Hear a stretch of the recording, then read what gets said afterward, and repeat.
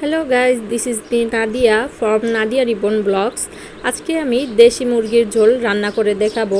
এখানে আমি মুরগির মাংস নিয়েছি 1 কেজির মতো, নিয়েছি 3টে পেঁয়াজ কুচি, নিয়েছি 1.5 টেবিল চামচ হলুদের গুঁড়া, 2.5 চামচ মরিচের গুঁড়া, 1.5 টেবিল চামচ আদা বাটা, 1.5 টেবিল চামচ রসুন বাটা, 4টা এলাচ, 2টো তেজপাতা, 4টা কাঁচামরিচ, স্বাদমতো লবণ ও 4 টুকরা দারুচিনি। আধা চামচ জিরার গুঁড়া ও 1.5 চামচ ধনিয়ার গুঁড়া। এখানে আমি একটি পাতিল বসিয়ে দিয়েছি, এর ভিতরে আমি পরিমাণ মতো তেল ঢেলে দিচ্ছি। এর মধ্যে দিয়ে দিব 2টো তেজপাতা, 4টা এলাচ এবং 4 টুকরা দারচিনি। সেই সাথে দিয়ে দিব পেঁয়াজ কুচি।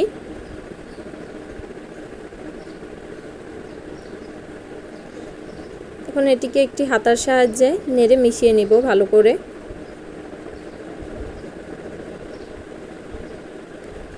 এবং হালকা বাদামি রং হওয়া পর্যন্ত ভেজে নিতে হবে।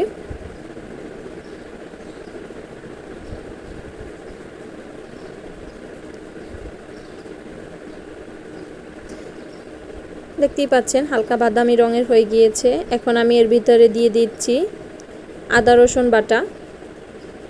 এখন এগুলোকে ভালো করে মিশিয়ে নিতে হবে।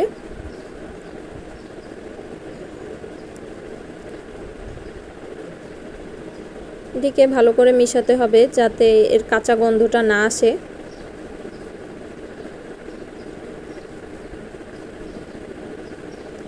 এখন এর ভিতরে দিয়ে দেব আমি হলুদের গুঁড়া।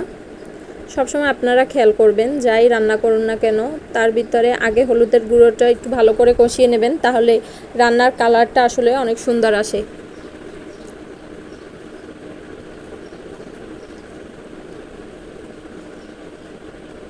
ভালো করে মিশিয়ে নিচ্ছি। এখন এর ভিতর দিয়ে দিব মরিচের গুঁড়া। এটাকেও ভালো করে মিশিয়ে নিব।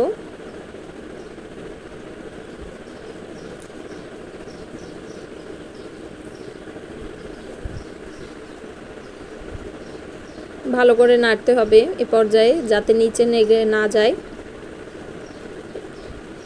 এবং চুলার আঁচটা মিডিয়াম থাকবে। দিয়ে দিচ্ছি লবণ, ধনিয়ার গুঁড়া ও জিরার গুঁড়া দিয়ে দিচ্ছি। এগুলোকে ভালো করে মিশাতে হবে।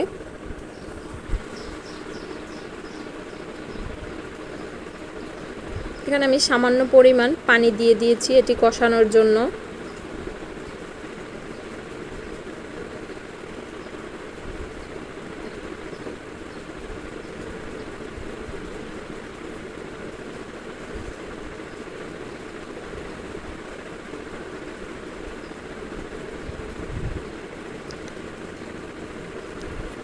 দেখতেই পাচ্ছেন তেলটা উপরে ভেসে উঠেছে।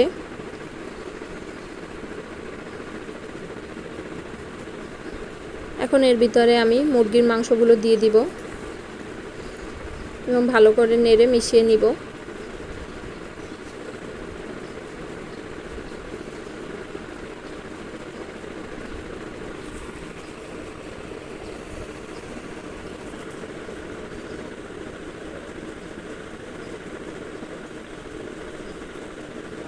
ভালো করে মিশিয়ে নেওয়া শেষ।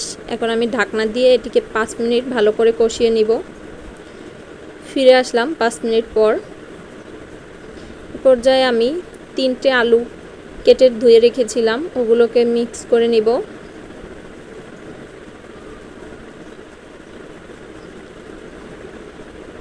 ভালো করে মিশিয়ে নিচ্ছি। গাইস, যদি আরও নতুন নতুন ভিডিও পেতে চান তাহলে অবশ্যই আমার চ্যানেলটি সাবস্ক্রাইব করবেন এবং আমার ফেসবুক পেজটি ফলো দিয়ে রাখবেন। আর আমার ভিডিও যদি ভালো লাগে অবশ্যই আমার পেজে এবং আমার ভিডিওতে অবশ্যই লাইক দিবেন। এখানে আমি 2 কাপ পানি দিয়ে দিচ্ছি এবং ঢেকে দিচ্ছি আধা ঘন্টার জন্য। ফিরে আসলাম আধা ঘন্টা পর। কাঁচামরিচগুলো এই পর্যায়ে দিয়ে আবার একটু ঢেকে দিব।